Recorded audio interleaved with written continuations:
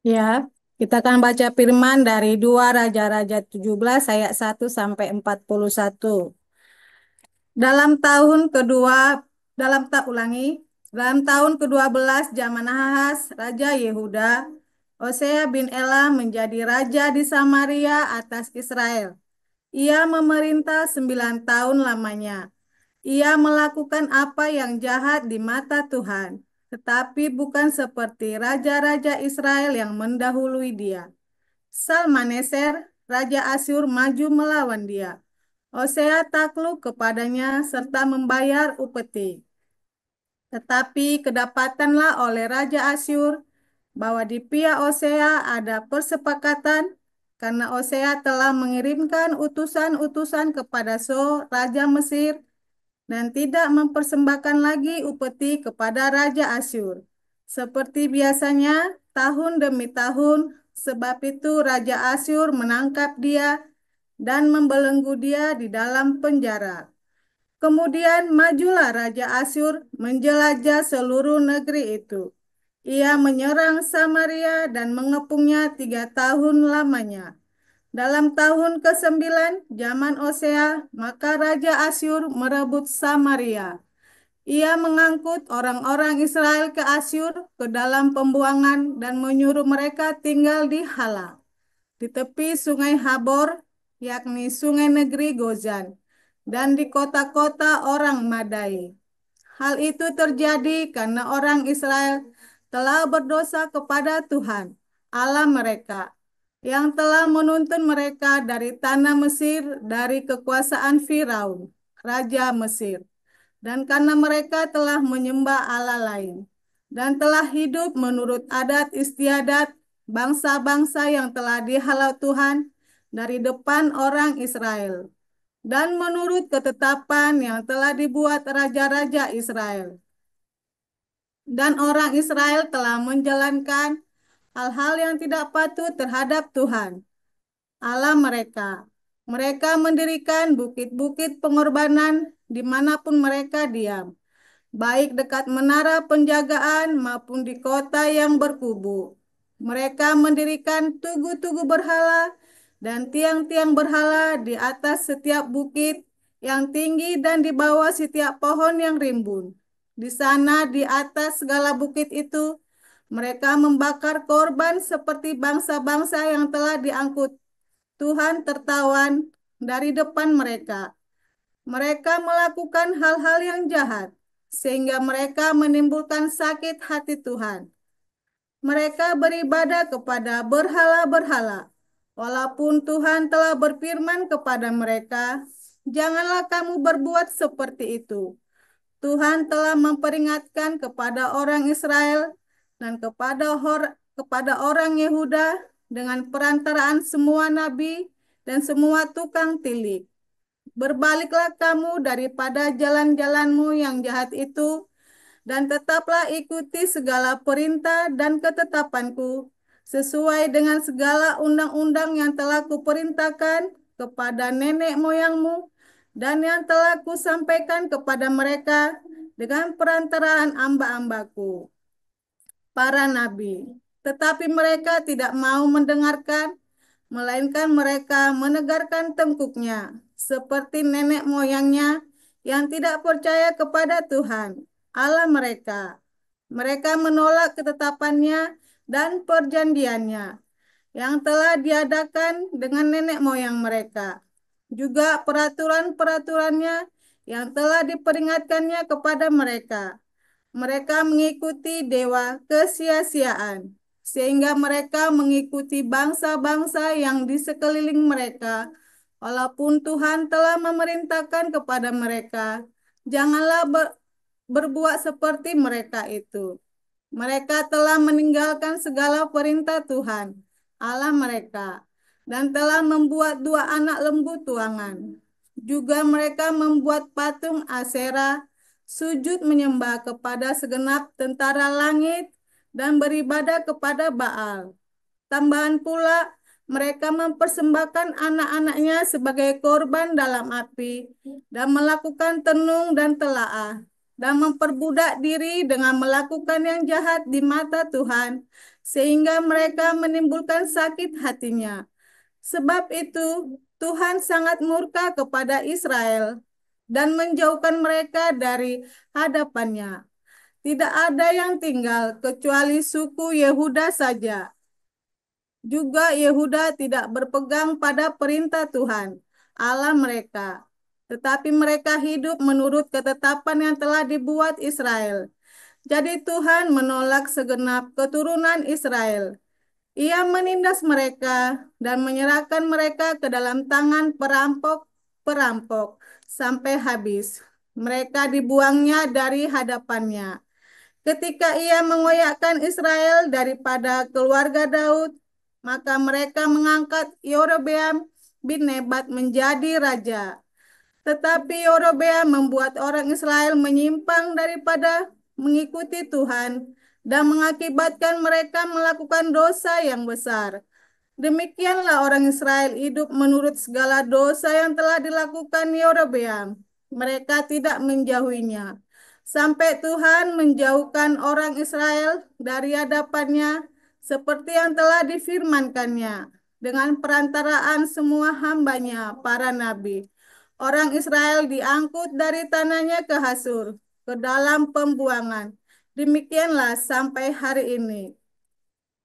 Raja Asyur mengangkut orang dari Baal, dari Kuta, dari Awa, dari Hamat, dan dari Sefarwaim. Lalu menyuruh mereka diam di kota-kota Samaria menggantikan orang Israel. Maka orang-orang itu pun menduduki Samaria dan diam di kota-kotanya. Pada mulanya waktu mereka diam di sana, tidaklah mereka takut kepada Tuhan. Sebab itu Tuhan melepaskan singa-singa ke antara mereka yang membunuh beberapa orang di antara mereka. Lalu berkatalah orang kepada Raja Asyur, bangsa-bangsa yang Tuanku angkut tertawan dan yang Tuanku suruh diam di kota-kota Samaria tidaklah mengenal hukum beribadah kepada Allah negeri itu. Sebab itu dilepaskannya lah singa-singa ke antara mereka yang sesungguhnya membunuh mereka. Oleh karena mereka tidak mengenal hukum beribadah kepada Allah negeri itu. Lalu Raja Asyur memberi perintah, suruhlah pergi ke sana salah seorang imam yang telah kamu angkut dari sana ke dalam pembuangan. Biarlah ia pergi dan diam di sana dan mengajarkan kepada mereka hukum beribadah kepada Allah negeri itu. Salah seorang imam yang telah mereka angkut dari Samaria ke dalam pembuangan dan diam di Betel. Ia mengajarkan kepada mereka bagaimana seharusnya berbakti kepada Tuhan. Tetapi setiap bangsa itu telah membuat Allahnya sendiri dan menempatkannya di kuil di atas bukit-bukit pengorbanan yang dibuat oleh orang-orang Samaria.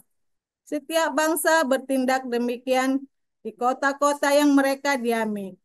Orang Babel membuat patung Sukot Benot. Orang-orang Kuta membuat patung Nergal.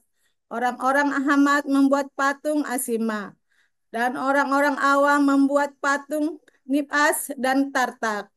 Orang-orang Sefarwaim membakar anak-anak mereka sebagai korban bagi Adramelek dan Hanamelek, para Allah di Sefarwaim. Di samping itu mereka berbakti kepada Tuhan dan mengangkat dari kalangan mereka imam untuk bukit-bukit pengorbanan. Maka orang-orang inilah yang melakukan ibadah bagi mereka di kuil di atas bukit-bukit pengorbanan itu. Mereka berbakti kepada Tuhan, tetapi dalam pada itu mereka beribadah kepada Allah mereka sesuai dengan adat bangsa-bangsa yang dari antaranya mereka diangkut tertawan. Sampai pada hari ini mereka berbuat sesuai dengan adat yang dahulu. Mereka tidak berbakti kepada Tuhan dan tidak berbuat sesuai dengan ketetapan hukum, undang-undang, dan perintah yang diperintahkan Tuhan kepada anak-anak Yakub yang telah dinamainya Israel. Tuhan telah mengadakan perjanjian dengan mereka dan memberi perintah kepada mereka, janganlah berbakti kepada Allah lain, janganlah sujud menyembah kepadanya, janganlah beribadah kepadanya, dan janganlah mempersembahkan korban kepadanya. Tetapi Tuhan yang menuntun kamu dari tanah Mesir dengan kekuatan yang besar dan dengan tangan yang teracung, kepadanyalah kamu harus berbakti. Kepadanyalah kamu harus sujud menyembah dan mempersembahkan korban. Tetapi kamu harus berpegang kepada ketetapan-ketetapan, peraturan-peraturan, hukum dan perintah yang telah ditulisnya bagimu dengan melakukan senantiasa dengan setia. Dan janganlah kamu berbakti kepada allah-allah lain. Janganlah kamu melupakan perjanjian yang telah kuadakan dengan kamu, dan janganlah kamu berbakti kepada Allah lain, melainkan kepada Tuhan Allahmu kamu harus berbakti. Maka ia akan melepaskan kamu dari tangan semua musuhmu. Tetapi mereka tidak mau mendengarkan, melainkan mereka berbuat sesuai dengan adat mereka yang dahulu. Demikianlah bangsa-bangsa ini berbakti kepada Tuhan, tapi dalam pada itu mereka beribadah juga kepada patung-patung mereka, baik anak-anak mereka maupun cucu cicit mereka, melakukan seperti yang telah dilakukan nenek moyang mereka sampai hari ini.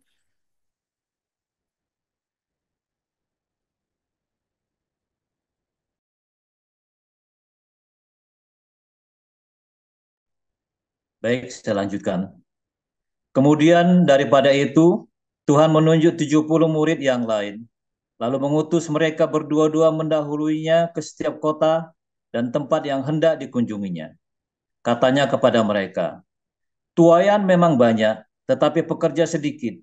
Karena itu mintalah kepada Tuhan yang mempunyai tuaian, supaya ia mengirimkan pekerja-pekerja untuk tuaian itu. Pergilah, sesungguhnya aku mengutus kamu seperti anak domba ke tengah-tengah serigala. Janganlah membawa pundi-pundi atau bekal atau kasut, dan janganlah memberi salam kepada siapapun selama dalam perjalanan. Kalau kamu memasuki suatu rumah, katakanlah lebih dahulu, damai sejahtera bagi rumah ini. Dan jikalau di situ ada orang yang layak menerima damai sejahtera, maka salammu itu akan tinggal atasnya. Tapi jika tidak, salammu itu kembali kepadamu. Tinggallah dalam rumah itu, makan dan minumlah apa yang diberikan orang kepadamu, sebab seorang pekerja patut mendapat upahnya. Janganlah berpindah-pindah rumah. Dan jikalau kamu masuk ke dalam sebuah kota, dan kamu diterima di situ, makanlah apa yang dihidangkan kepadamu. Dan sembuhkanlah orang-orang sakit yang ada di situ, dan katakanlah kepada mereka, kerajaan Allah sudah dekat padamu. Tetapi jikalau kamu masuk ke dalam sebuah kota, dan kamu tidak diterima di situ, pergilah ke jalan-jalan raya kota itu, dan serukanlah juga debu kotamu yang melekat pada kaki kami kebaskan di depanmu. Tetapi ketahuilah ini, kerajaan Allah sudah dekat.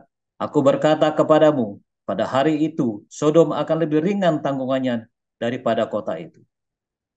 Celakalah engkau Korazim, celakalah engkau Betsaida, karena jika di Tirus dan di Sidon terjadi mujizat-mujizat yang telah terjadi di tengah-tengah kamu, sudah lama mereka bertobat dan berkabung. Akan tetapi, pada waktu penghakiman, tanggungan Tirus dan Sidon akan lebih ringan daripada tanggunganmu. Dan engkau Kafarnaum, apakah engkau akan dinaikkan sampai ke langit? Tidak, engkau akan diturunkan sampai ke dunia orang mati. Barang siapa mendengarkan kamu, ia mendengarkan aku. Dan barang siapa menolak kamu, ia menolak aku. Dan barang siapa menolak aku, ia menolak dia yang mengutus aku.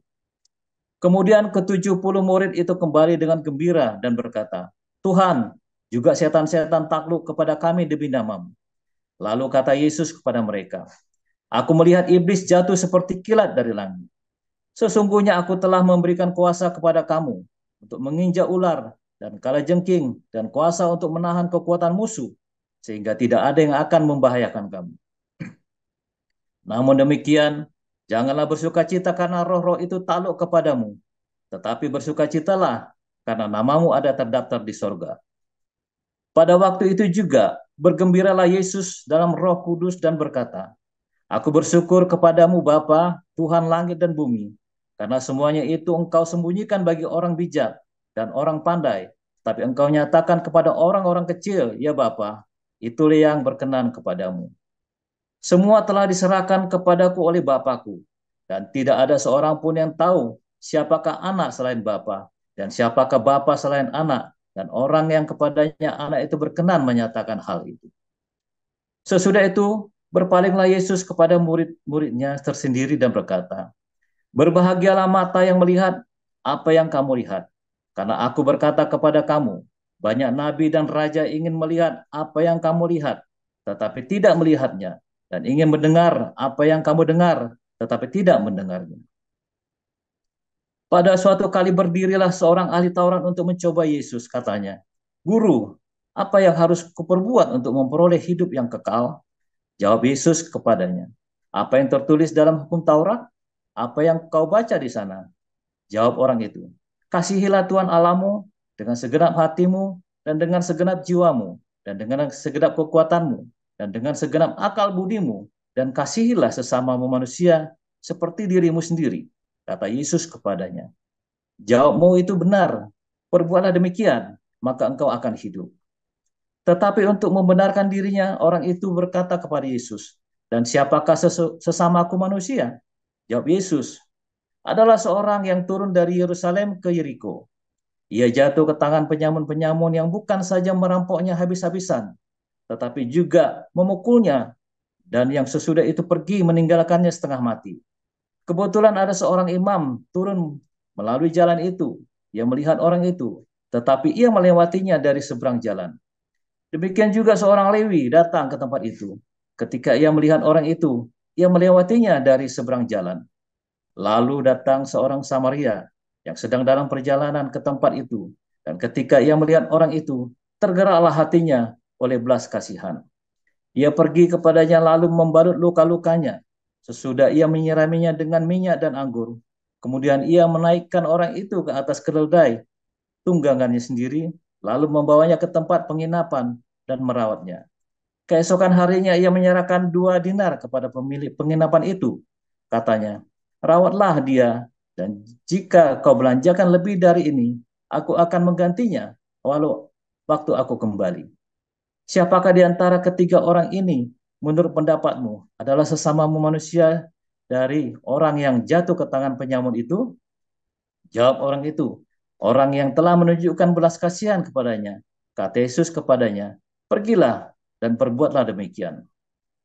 Ketika Yesus dan murid-muridnya dalam perjalanan, tibalah ia di sebuah kampung. Seorang perempuan yang bernama Marta menerima dia di rumahnya. Perempuan itu mempunyai seorang saudara yang bernama Maria.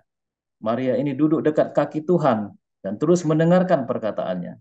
Sedang Marta sibuk sekali melayani. Ia dekati Yesus dan berkata, Tuhan, tidakkah engkau peduli bahwa saudaraku membiarkan aku melayani seorang diri?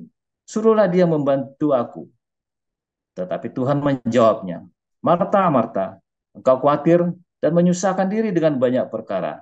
Tetapi hanya satu saja yang perlu. Maria telah memilih bagian yang terbaik yang tidak akan diambil daripadanya. Demikian firman Tuhan. Terima kasih untuk para lektor, Bu Prata dan Pak Abdul Sihan.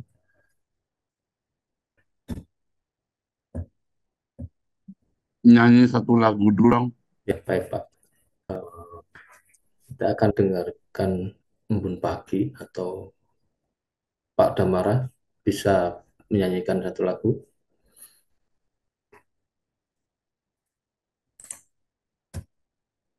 Embun.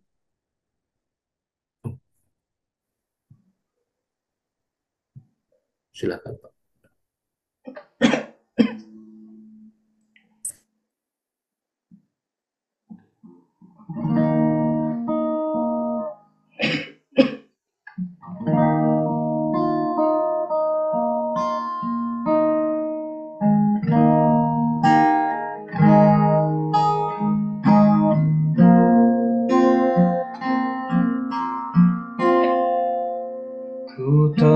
tetap cinta, ku tetap cinta,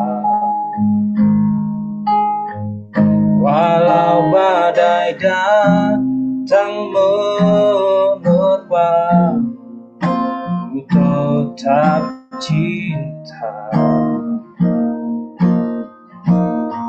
ku tetap setia, ku tetap setia, walau topan datang menerpa, ku tetap setia, ku tetap cinta, ku tetap cinta,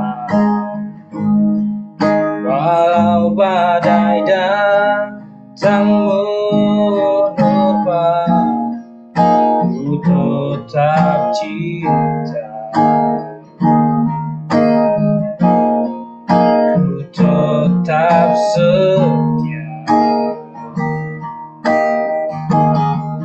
ku tetap setia,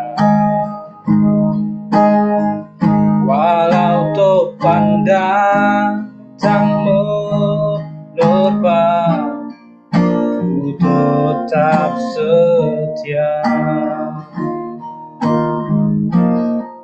terlalu banyak yang Tuhan telah beri, takkan mungkin ku balas dari apa yang ku miliki.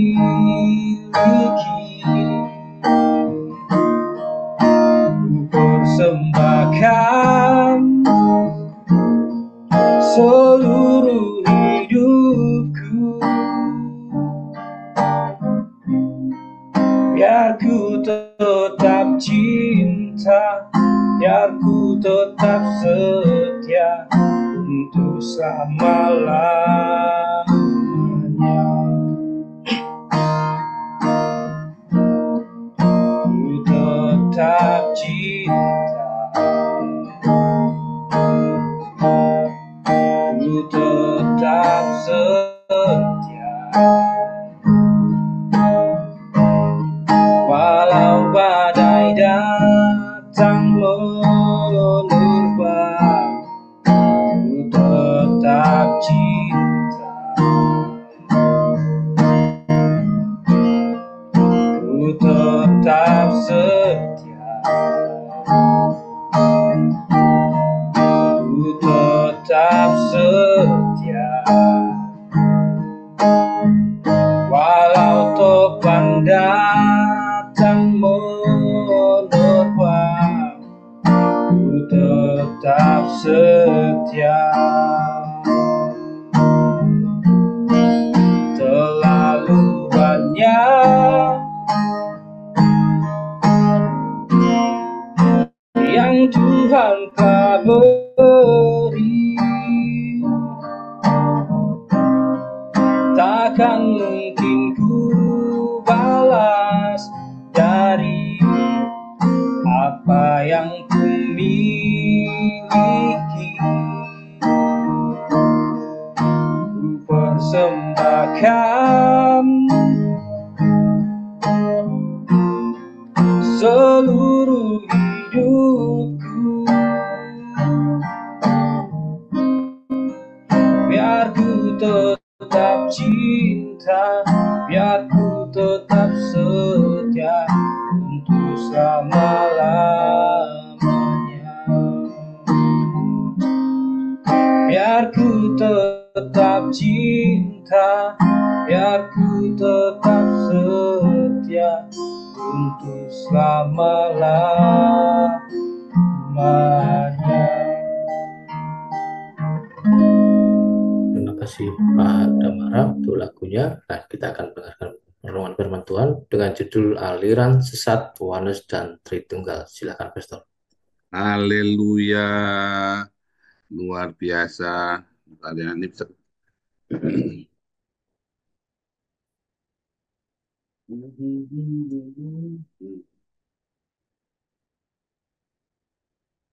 Oke, kemarin kita cerita Oneness dan Tritunggal. Elia Miron adalah guru palsu dengan buat tidak jelas. Maka para pemujanya kejang-kejang, saudara ya. Kejang-kejang pada tantrum semua itu ya, saudara ya. Nah, itu embun pagi kita yang nonton 6.000 itu ya, 6.100 kali sekarang itu ya. Bagus ya, saudara ya, bagus. Kalau buat pemujanya Elia Miron, ya kejang-kejang tantrum. Ya. Kalau yang buat yang sudah biasa mendengarkan ajaran kita, ya ketawa terbahak-bahak, saudara ya. Karena lucu kan sebenarnya kan. Itu si di TikTok itu denger, wah, saya ngekek-ngekek Pak, denger Pak Paul cerita itu Oneness vs Trinitas. Nah, hari ini kita belajar ya, saudara ya. Sesat Barat dan Sesat Timur, Au Yang Hong dan Oi Yong Hong. Nah, Au Yang Hong dan Oi Yong Hong, ya Sesat Barat dan Sesat Timur, saudara ya. Satunya jurus katak, satunya jurus 8 dewa.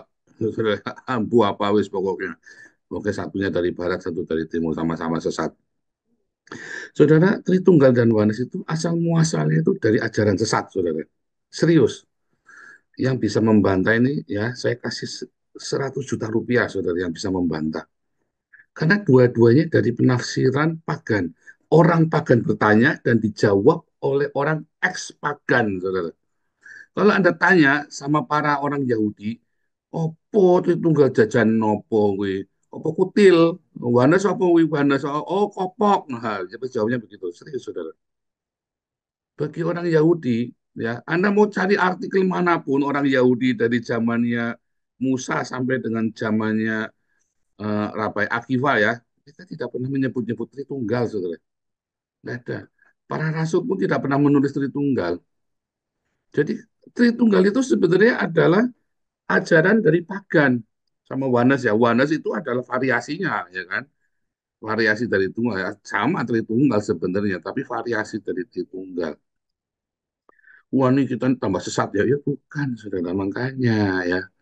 Karena kalian di framing sama TikToker kan goblok kalian, iman kalian itu ditentukan oleh TikToker ya kan.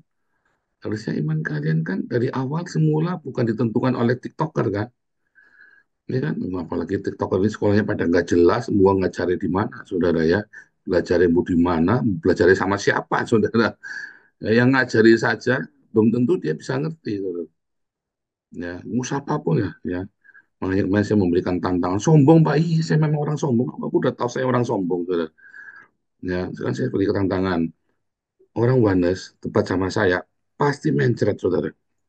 Orang Tritunggal debat sama saya, pasti mencret. Sudah terbukti, saudara ya. Dari Muri Wali, Deking Gadas, siapa itu sama saya. Rudi Yohanes yang ngaku-ngaku Tritunggal. Siapa saja Tritunggal debat sama saya, mencret semua, saudara. Puyeng mereka. Orang Oneness debat sama saya. Dari mulai Samuel Siaan, Malikil ya, siapa lagi itu ya, mencet semua, saudara. Kiamat pernah ya, masuk-masuk ngamuk-ngamuk ya, wah kejang-kejang. Pernah ya, saudara, si Kiamat itu ya. Nah, pernah masuk tempat saya ngaku-ngaku itu, nggak, saya bilang sesat barat. Kamu sesat barat apa sesat timur? Wah, langsung tantrum, saudara. Ya, langsung ngamuk-ngamuk, misu-misu, saudara ya, itu. Saudara, apa sih yang terutama di dalam pengajaran agama Kristen? Tritunggal, Pak. Itu kamu sesat, saudara.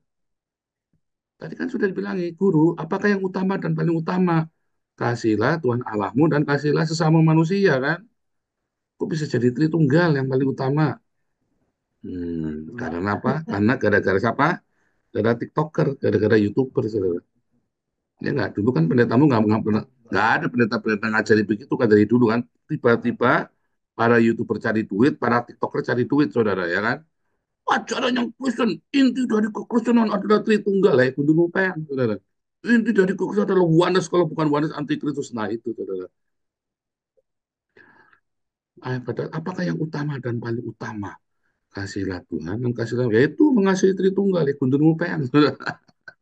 Kalau Tritunggal itu penting, pasti akan dibahas di Alkitab, saudara, dengan detail, diajarkan dengan seksama.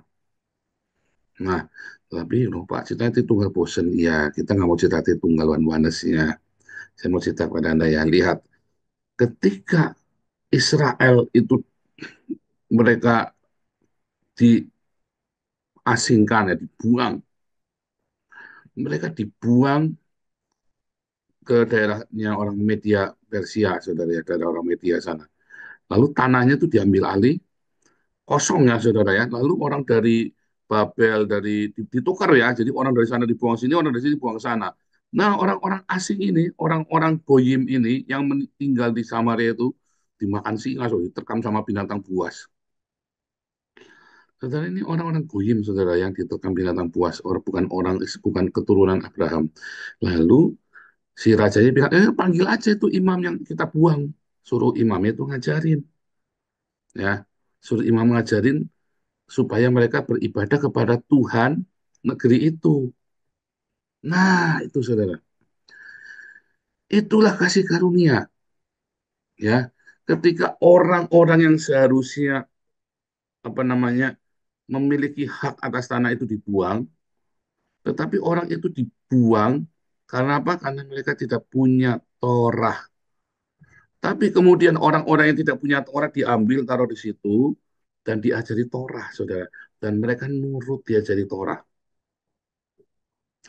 Ya, 400 tahun kemudian, ya, 200 tahun kemudian, orang-orang Yahudi juga diusir, saudara.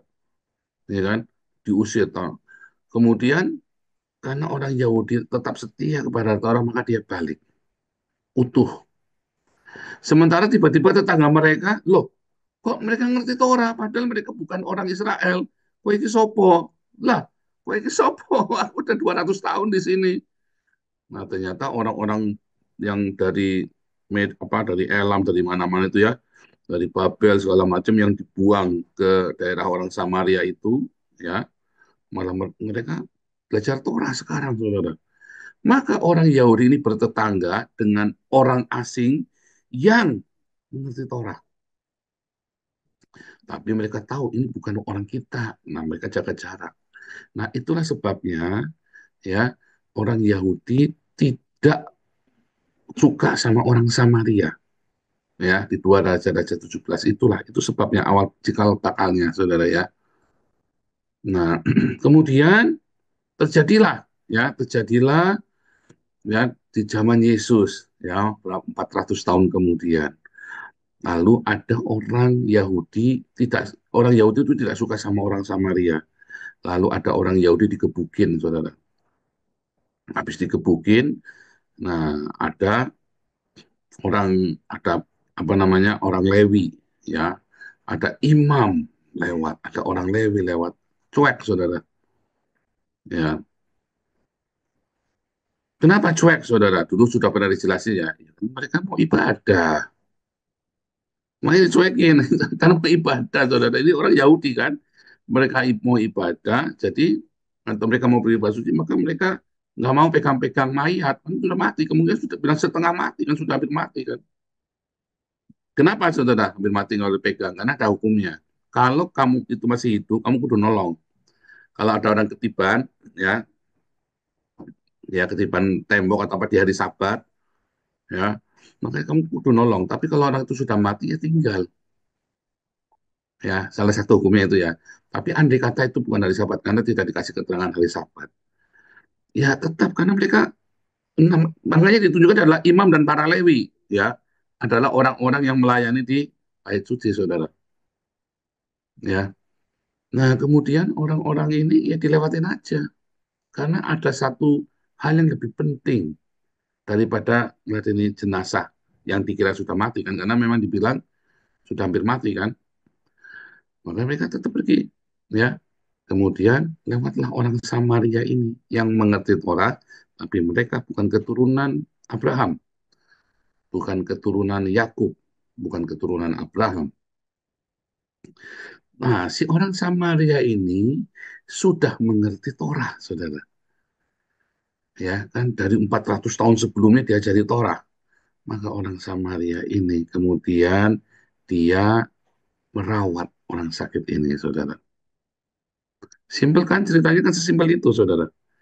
Nah, tetapi yang bikin nggak simpel adalah, ya, yang bikin nggak simpel, mengapa para orang-orang sarjana-sarjana Torah ini, ya, mengapa para sarjana Torah ini justru mereka malah mengabaikan orang yang mati ini, karena pengetahuan mereka bilang kalau sudah mati ya sudah, besok kuburkannya, ya.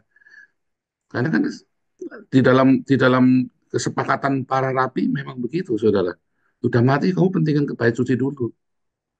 Nah, sekarang mengapa si orang Samaria ini dia mau merawatnya?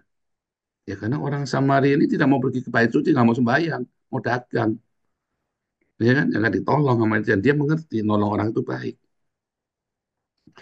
Saudara, suatu ketika gerejanya Joel Austin yang di Amerika itu, saudara ya, mereka baru ganti karpet, saudara ya, ganti karpet baru, harganya miliaran ya. Lalu ada badai ya, saudara ya, badai Carolina atau apa itu di daerah sana, saya lupa ya. Ada badai, lalu kebanjiran, saudara. Orang-orang lari ke gereja, saudara. Nah, sama sama penatuannya, sama pengurus gerejanya dilarang masuk karena baru ganti karpet. Karpet baru diinjek-injek isinya lumpur, tempat jorok, anak kecil muntah apa segala macam. Ya pusing, ya punya nggak, saudara, pusing. Ya kan, puyeng. Nah, mereka mencari solusi. Saya yakin mereka cari solusi, nggak masa bodoh. Tetapi akhirnya masjid buka pintu karena cari solusinya kelamaan. Masjidnya buka pintu, saudara, akhirnya kan. Dengan segala macam perdebatan di dalam, ya bahwa ini harus dirawat, bait suci segala kan sama kan persis tadi kan. Lalu masjid buka pintu, nolong, saudara. Ya kan, orang Islam dengar khotbah ini bersorak-sorai ya, saudara ya, senang ya, saudara ya, orang Islamnya kan. Jangan senang dulu kamu, saudara. Kamu tahu Nabi 26 kalau sudah ngangkat empat dipakai ini kayak dipakai dari jurang. Orang sama masjidnya, saudara ya. Kesempatan kan buat membuktikan bahwa masjid itu, Islam itu cintanya lebih dari orang Kristen ya kan. Nah, tetapi masalahnya ya, apakah kemudian terjadi Islamisasi massal di situ? Ya, enggak, saudara. Tetap enggak terjadi. Kan itu kan kagetan, saudara, ceritanya. Ya kan, tetap kan kagetan. Ya, nyatanya tidak ada bukti bahwa di situ kemudian terjadi Islam, terjadi apa namanya, mualaf massal, ini tidak ada, saudara. Dan tapi mereka mengkritik dan justru menunjukkan ya sekarang bahwa banyak gereja kebanyakan teori. Oh, Joel Austin itu kan kalau khotbah, wah hebat. Oh, ada di sini banyak pengagumnya Joel Austin ya, saudara ya. Saya ketemu dengan, saya bilang, kamu tahu nggak Joel Austin itu gerejanya? Waktu ada badai, dia tahu, wah nggak mungkin. Tak tunjukkan beritanya. Ah, gereja nggak benar ini. Iya, makanya jangan muji-muji orang kamu. Kamu jangan kagum sama orang.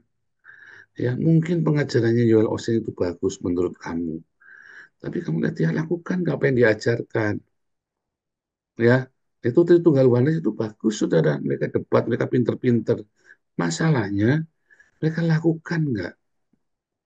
Karena di dalam pengajarannya Tuhan Yesus, yang berbahagia adalah yang mendengar dan melakukan. Bukan cuma Anda yang berteori. Kalau Anda berteori, Anda nggak bahagia. Malah Anda akan ditambah hukumannya loh. Karena Anda dianggap tahu lebih banyak.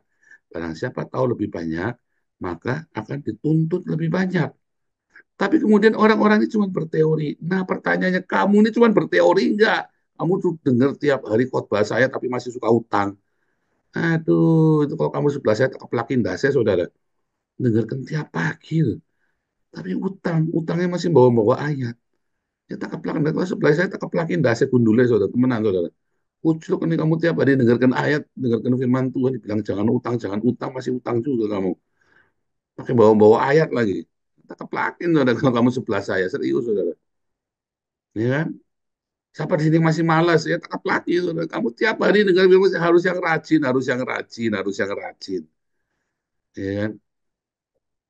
Siapa di sini yang masih berzina, ya tak keplakin lagi, udah dibilang jaga kekudusan, jaga kekudusan. Ya, saudara, saudara, ada banyak sekali perdebatan-perdebatan teologi yang hebat. Kamu senang sama Agatha, kamu senang Elia Meron, kamu senang sama siapa lagi? Wah, yang pokoknya ruwet-ruwet. Rasanya kalau habis mendengar tegang ya, dengarkan YouTube, TikTok yang tegang-tegang edis TV ya. Wih, rasanya saudara ya, wih, debar-debar adrenalin. Nah, terus pertanyaannya, saudara, apa yang sudah kamu buat hari ini? Kan kasih karunia tidak perlu berbuat baik, katanya kata Ilya Miron sama yang lain-lain ya. Kamu tidak perlu berbuat baik, keselamatan itu anugerah, kamu tidak perlu berbuat baik. Kunjungmu PM, saudara. Bukti kamu sudah diselamatkan adalah berbuat baik, saudara. Kalau kamu ngaku-ngaku sudah diselamatkan, tetapi kamu tidak berbuat baik, kamu belum selamat loh sebenarnya. Serius, saudara. Buah dari kelahiran barumu adalah perbuatan baik. Kamu adalah ciptaan baru. Ya, kamu adalah ciptaan yang baru. Yang kamu diciptakan untuk perbuatan yang baik. Tapi kalau kamu merasa kamu ciptaan yang baru, tapi kamu tidak berbuat baik, ya ini kan kelemahan, Pak, proses, Pak. Berarti kamu belum ciptaan baru. Berarti kamu masih, apa, saudara? Setengah jadi. Jangan-jangan baru bayar DP 10%, saudara. Sehingga bengkelnya, ya malas ya, belum dikerjain lah, nantilah. Iya kan? Masuk bengkel, iya ini baru dironjoti Pak, baut-bautnya Pak. Iya, belum ciptaan baru namanya.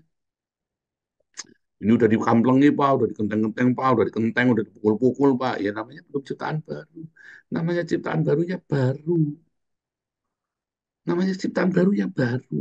Baru. Grace. Kalau Anda ciptaan yang baru, tapi kamu tidak suka berdiakonia, kamu bukan baru, saudara. Kamu masih setengah jadi, masih reparasi. Ya kan, direparasi tidak jadi-jadi loh, Pak. Antara tukang reparasi sing edan, apa kamu yang terlalu brutal, saudara? Tukang reparasi ini edan nggak kelar-kelar. Saya pernah masuk bengkel ya, saudara ya. Dulu waktu di Indonesia ya, saudara. Gara-gara tak bayar lunas, karena servis motor ya, saya punya uang daripada kepake tak kasihkan ke bengkelnya dulu, saudara. Servis motor bisa 3 bulan, saudara. Padahal cuma turun mesin, cuma ganti pistonnya saja. Ya, turun mesin 3 bulan. Ini, iya iya, kata teman saya, karena kamu sudah bayar lunas. Loh, mateng. Nah, makanya jangan-jangan kamu tersinggungan kan belum bayar lunas, saudara, sama Tuhan Yesus ya. Tukang reparasi ini kerjanya tunda-tunda. Makanya masalahmu kan nggak habis-habis kan. Masalahmu nggak habis-habis. Kenapa ya? Kamu satu belum bayar lunas. Kamu masih dicicil. Sehingga tukang reparasinya, ya nanti kamu belum. Ya, saudara ya. Makanya tukang reparasi ini malas kamu udah dibayar kok, ya kan? Udah bayar masih cicilan. Ini kamu bayar, nanti baru dikerjain lagi, bayar lagi, baru dikerjain lagi, gitu ya, saudara. Ya, balik lagi, saudara. Saudara, setiap kali kamu melakukan firman Tuhan, setiap kali kamu dengar firman Tuhan, kan kamu melakukan, kamu tuh sedang membangun masa depanmu, loh, 5 sampai 10, 20 tahun lagi ke depan. Hari ini kamu lakukan firman Tuhan, ya Pak, saya melakukan firman Tuhan, Pak, ya, bahwa aku tidak akan berhutang, aku akan selalu percaya mengandalkan Tuhan, bukan mengandalkan Pak Utomo, Pak. Loh, kok mengandalkan Pak Utomo? Iya, pas selama ini utang sama Pak Utomo, tak WhatsAppin tiap hari bertobat, saudara ya. Yang tiap pagi, halo Pak Utomo, shalom. Pak, iya, Pak Utomo langsung tahu. Nggak ada, gitu Pak Utomo ya. Nggak ada apa Pak? Ini nggak ada, pokoknya nggak ada. Nah, gitu saudara ya. Kalau sudah mulai Anda sudah tahu jangan-jangan harus bilang nggak ada, gitu saudara ya. Dilarang memberi utang ya, jangan utang-utangan ya di komunitas kita. Kamu harus percaya, andalkan Tuhan. Kamu harus lakukan, nah, kamu udah lakukan, repot kamu saudara. Nggak lulus-lulus. Lah kamu reparasi nggak kelar-kelar. Kamu ngaku-ngaku ciptaan baru kan bohong saudara. Ya, ciptaan baru itu benar-benar ciptaan baru, kamu diperciptakan untuk perbuatan yang baik. Loh, kalau kamu kan ngaku-ngaku ciptaan baru tapi kamu belum berbuat baik, ya berarti kamu masih belum jadi. Iya Pak, kan kita masih di bengkel Pak. Iya, bengkel jangan lama-lama saudara ya. Kalau mau di bengkel berarti kamu tidak berguna. Akhirnya karena kelamaan pada karatan semua, akhirnya tidak jadi-jadi saudara. Akhirnya apa? Tuhan Yesus datang. Tuhan Yesus datang, mobilnya masih mangkrak di bengkel. Kapan ciptaan barunya? Lalu tiba-tiba Anda keluar gundung banetok, saudara. Weh, jangan ketinggalan, aku ciptaan baru, gundung yang ban. Bannya saja sudah kempes, saudara. Ciptaan baru. Katanya bengkel ya, tapi jangan kelamaan di bengkelnya, saudara ya. Kan tergantung Anda. Kalau Anda mau keras-kerasan sama Tuhan, dipanuk sini penyot sana, panuk sana penyot sini, ya keras-kerasan sama Tuhan ya, ya kapan barunya? Dengar firman Tuhan, lakukan dengan firman lakukan. Jangan kebanyakan teori, saudara. Dengar, lakukan, dengar, lakukan. Jangan banyak berdalih-dalih. Pokoknya kamu yakin, cocok, kamu sudah percaya, lakukan aja. Buktikan dong, karena firman Tuhan itu bilang suruh diuji loh, saudara. Diuji, buktikan. Kamu sekali, dua kali, tiga kali, 10 kali kamu jatuh bangun, tapi kamu pasti yang ke-20 kali kamu ngerti dan kamu itu remah sekali, dan setelah kamu mahir melakukan firman Tuhan, maka kamu kan penuh dengan Roh Kudus, saudara. Rema, penuh dengan rema, dari rema ke rema, melimpah dengan rema. Ya, kita ini ciptaan baru untuk perbuatan baik. Jadi kalau kamu pengetahuannya banyak, tapi kamu tidak melakukan, tidak ada buahnya, ya kamu akan dibuang ke dapur api, saudara, dijadikan barang rongsokan. Ya, Tuhan Yesus memberkati.